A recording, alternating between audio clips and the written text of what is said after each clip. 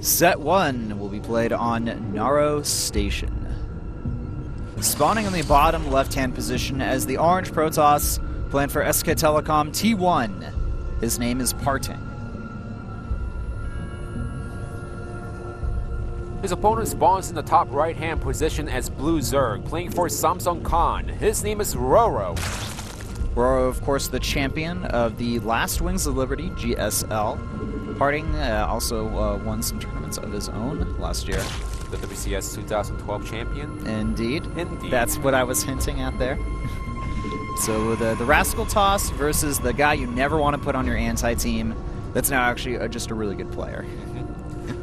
I don't know how many people actually remember the days when they try to put rOrO on their anti. Well, we used to joke about it a lot early on in the Pro League season. And people still wouldn't believe us. Well, the smart ones did. The ones that had experience from the Fantasy Pro League and Brood War. Those were the ones I that learned knew. back in 2010 when I first started playing Fantasy Pro League. Me too. Oh, that was brutal. Yeah. rOrO also notoriously good at knocking out some players from Star Leagues early on as well. When he was the one that people were like, no, he won't do it. Then he does it anyway. What's funny about rOrO is that he's been always a good player. He just never shined. That's the reason why people thought that rOrO wasn't doing so well. Yeah, exactly. But he seemed towards the end of Wings of Liberty, he found what he needed to do, and he went with it. Things went really good for him. Parting, on the other hand, of course, a former StarTale player, very famous for being kind of outgoing, having lavish ceremonies as well, and overall generally a fan favorite to a lot of people. And he's going to be going ahead and getting a Nexus first, piling in the main base, while rOrO goes for the standard pool, then hatch opening.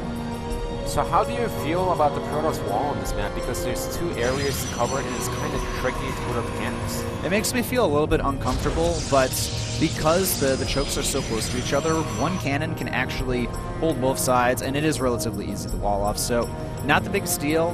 Maybe if Zerg went for like a very large Ling run-by, it could be an issue. Like maybe if they got 10 or 12 Lings or something. We have seen that in the past. If they can get that out in time and do it properly. Now, rOrO does scout that the Forge is inside the main base with the Overlord, but he's only going to make 2 Zerglings behind it. Just pressure his opponent if he can, take out the probe that's running around the map, and just play just drawn up as heavily as possible. Yeah. He is making 2 more Lings behind this as well. Parting, he wants to see if rOrO is going to go ahead and grab his 3rd base. That's, of course, what he's going to do here. He's got his drone already prepared to take that additional 3rd expansion. And that's a response to such a fast Nexus from Parting, and Zerg players, you know, they'll always get that fast 3rd anyway against Protoss. Now, rOrO, he did play on this map before. I'm not too sure if he won a PvZ, but one of the matches that's in my head right now is this match against Pig Baby, aka HS, and he died to an Immortal Rush. Yeah, the Immortal Rush, man. It's pretty good. So he might have a win. I'm pretty sure he has a win against Protoss on this map. Yeah, I know he does because there's a specific game, but for some reason there's been a lot of PvZ here, so I can't remember the exact one. But I know that rOrO has defeated a Protoss player on this map before. Just double checking before I say something stupid. So rOrO does have some goods and bads on this map. That's the reason why he is always being sent out. And also they want to use the Protoss players on other maps so that they don't have to waste up PvP on this map. Yeah, indeed. That's another good point to bring. I'm going to look at the other PvPs today. And the only other PvP that we have is Zhongbi versus Bisu in potential set number 6. On Belshir, Vestige. Yeah. Belshir, you can see a lot of different matchups. We do see a good amount of PvP on it, but really any matchup can be played there. And Parting going to send his probe out here. He wants to get a good scout on that 3rd base there. He's going to be able to confirm that, and it's not some type of weird 2-base Zerg all-in. Also behind this, Parting grabbing a Stargate. Very standard play here. Also getting Militia Core. Well, I like that he's not getting it too late, though, because a lot of his Protoss players, they've been opting to get that Militia Core a lot later on in the matchup at times. Yeah, well, Militia Core, usually players make it only if they try to go for early rush with the Zealot 2 Stalkers and Militia Core along with it.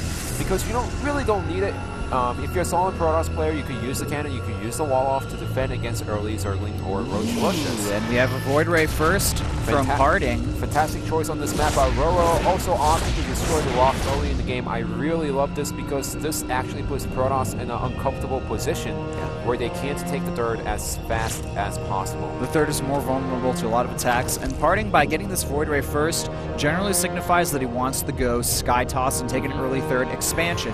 And a lot of Zerg players recently, they've been getting a lot of lings early on as a response to this and trying to shut down that third base before it can get online. So it's really crucial for rOrO to see when the Nexus goes down and how many Zerglings he makes to force a cancel on the Nexus. Behind this, Harding is just going to transition with 3 more gateways being added in. Second Void Ray is also out of the way. So the first Overlord dies. Harding's going to go ahead and take some map control on this side of the map. And the question is, will we see a response from rOrO? He's getting 4 gases right now, as well as his lair. Lair almost complete. Actually, a bit of an early lair, if you think about things. Yeah. And only just getting his Zergling speed now. So this may be a specific response to Harding's style of play here. We also have a Twilight Council behind this as well. I think we may be seeing some fast charge lots. The +1 is about to complete here. But overall, Harding definitely playing some mind games against his opponent here. rOrO may think he has an idea what he's doing, but Harding could certainly throw a curveball at his opponent here with this +1 about to finish, and this Bro moving across the map.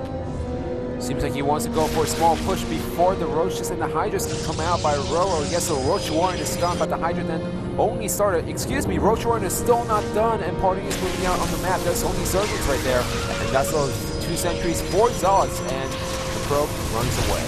Oh, gets picked off there. Now, the real interesting thing to look at here, Harding's going for Blink and +2, but he opened up with the Void Rays, and it makes it look like he's doing some type of 2-base all-in here, and he may still be on 2 bases in the end, but for now, just applying a lot of pressure. No, he's going to go ahead and grab that third base behind this while applying some pressure. Yeah. This is a really cool build from Harding, because he's completely keeping his opponent rOrO guessing on what's exactly happening here. And remember, if Harding gets into an uncomfortable position, he can still recall out whenever he wants to. It's so crucial for him to save the Mothership Core until the very last second and recall out with the Void Rays and the Zealots. Yeah. I think he may not even need these that recall, though, from the look of things. Yeah, not right now, because the Hydras are still not out. There's 6 Hydras out on the way, finally, for rOrO. And this is going to put the Void Rays and the Mothership Core back to its main base. All right, well, let's look at the big picture here, because we definitely saw rOrO. He was forced to build a lot of units here. Harding, he went for some pressure, but he didn't actually do any economic damage. And if you look at the drone count now, rOrO is actually at 64, so overall this pressure, while it kind of confused rOrO, it didn't actually hurt him too much. But Harding is getting his third Nexus behind this. It's only because rOrO was droning up heavily and he bought enough time with the Queens to get those units out just in time to defend against the Void Rays. Now he's going to go towards the third base, and Harding has a lot of sentries, but he only has 3 Zealots, and the first Void Ray gets picked off. Force fields will fully wall off this area, at least for now. Trying to buy time. We do have a Nexus cannon available as well. rOrO would be wise to walk away from this because of the sentry count up to 7 now. And behind this, I'm sure we're starting to see a lot of Blink Stalkers with that Blink upgrade being completed too. Yeah, but Harding still needs to be careful, because once the Nexus cannon is finished, well, not even that, Harding can go around and attack the natural right away. I like the positioning of the Mothership Core there, just on the high ground as well. And oh no, the cybernetics were actually being sniped off here. Spire about to complete. rOrO's got a good amount of gas banked up here. Do you think he's going to go in the mutas? Well, even before going into mutas, rOrO can actually take out the third base right now if he gets into a nice position. That's still a lot of sentries over there, but there's only 1 Void Ray and no AoE damage against the Hydras. Yeah, the lack of AoE is starting to hurt Harding a lot here. No Colossus in production, and 10 meters out on the way. Harding, he does have Blink Stalkers against the mutas, but mutas in Heart of the Swarm are so much more annoying than the Wings of Liberty ones that Protoss player always opt to get Phoenixes behind it. Let's not forget the economic scenario as well for rOrO. He's got that 4th base, he's getting the gases there right now, and behind this he's taking a 5th base as well. Harding forced on the defensive this entire time.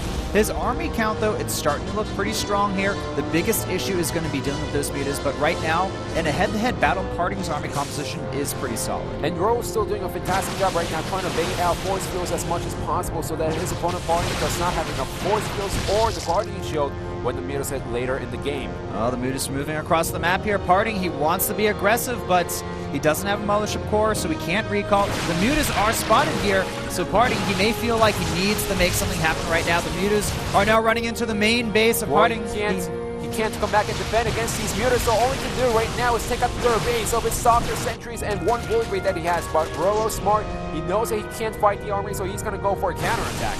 That's what it looks like. Counterattack from rOrO. Parting, sending some of his units back home here. The problem is he may suffer too much economic damage to the Zerglings and the rest of rOrO's army now moving towards the third base of Parting. He's going to lose all of his economy soon. Look at this, though. Very smart from Parting. He's moving straight into rOrO's main base before all of the Spine Crawlers can finish, but we are going to be in a base trade scenario. Do we have a probe with Parting's main base, though? Well, I don't see any probe that's moving around the base right now. And think about this. A Zerg player has the Mutas out, and the Spine Crawlers are going to finish. That's only Stalkers and Sentries over there.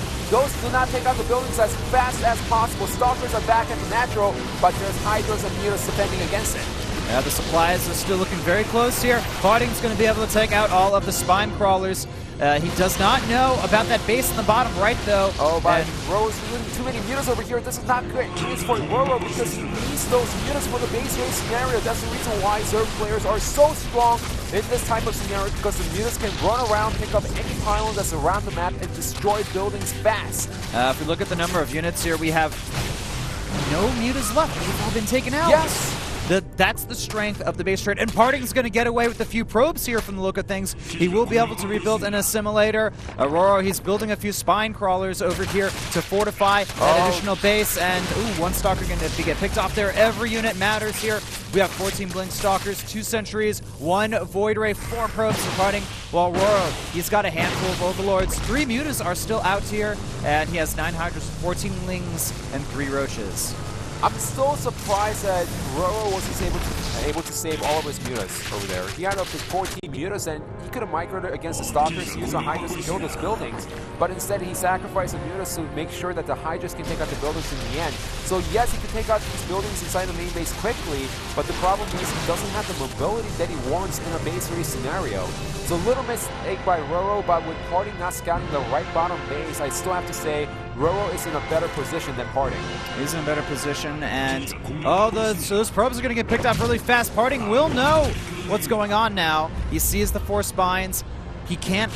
rOrO has all of his units defending that expansion. He should be able to theoretically hold on. But if Parting catches that army out of position with the Blink Stalkers and the Guardian Shield and a Force Field or 2, he should be able to defeat rOrO's army here. So look, Parting moving across the map to that position. We have a spawning pool in production. rOrO moving the bulk of his army back. Can he make it in time? Yeah, rOrO needs to go back. He can't focus on destroying the buildings right now because all he has to do is defend the right bottom base, and he wins this game. There's a few Hydras here. Parting with the superior micro. He can easily destroy those units there. He cannot lose that Void Ray, though. That's so crucial. And 1 Spine Crawler being taken out quite quickly here. Does Parting spot those units over there? He can't let that Void Ray die. This is going to all come down to micro and split-second decision-making. Yeah, but this is so sick. rOrO is just waiting for Parting to actually move inside the main base, and now he's going to pull the drones at the Zerglings and the Hydras right along with it. Oh, Parting, he needs to control this perfectly. He can't worry about the drones. He needs to blink back perfectly here and conserve those shields. Yeah, well, he's still trying his best, trying to make something happen. He has 11 Stalkers, but that's still a lot of Hydras. rOrO, he needs to make sure he doesn't overextend. He needs to fight with the 2 Spine Crawlers that he has on the right bottom base. That's what he does, and unfortunately for Parting, he doesn't have the Void Ray for the high ground vision anymore. That's going to hurt him a lot here. He needs his micro to be perfect, but it's going to be so hard to attack up there. Well, I don't know if he can actually attack up there because he needs to poke in 1 Stalker, and once the Stalker pokes in, the Spine Crawlers are attacking, the Hydras are attacking, and I don't see a good scenario for Parting at this point unless rOrO sacrifices all of his army. He also lost the sentries, so he can't hallucinate anything to go up to the high ground as well, wasting his last probe. And Parting, he's got to utilize his shields here. He needs to take out something here, losing a few Lings on rOrO's side still. Ooh, low health Spine Crawler there. Gonna save that, building another one. Is tense. And Parting, his Stalkers getting lower and lower on health here. Look at how many Stalkers are in the red. And the problem is, even if he recharges shield, like you said, they're in the red. That's up to 3 spy callers. There is a queen behind it. The Hydras are already out, so I don't see how Party can actually win in this scenario, even if he has perfect blink micro. The Stalker's count is dwindling right now. Down to 8, down to 7, 6, 4, 3, 1. GG! What a close scenario there. What a close base trade. Parting, he was so close to getting the win here, but rOrO, you can tell, man, he's got experience in how to handle these scenarios. He got that expansion. He brought all of his units back. Parting, if he just engaged those Hydras instead of focusing on the spine crawlers a little bit before that attack, I think that he would have potentially won that game. Well, he didn't see the units on the left bottom side. He didn't know where they were hiding, so all Party can do is make the best out of the scenario, which was to take out the spine crawlers one by one. Yeah, still a very close game. Great attempt by Parting, but not enough in the end. rOrO showing that he knows how to handle those base trade scenarios perfectly. The score now 1-0, Samson Khan in the lead. The next match will be Paralyzed versus Turn. Don't go anywhere. This is the SK Planet Pro League.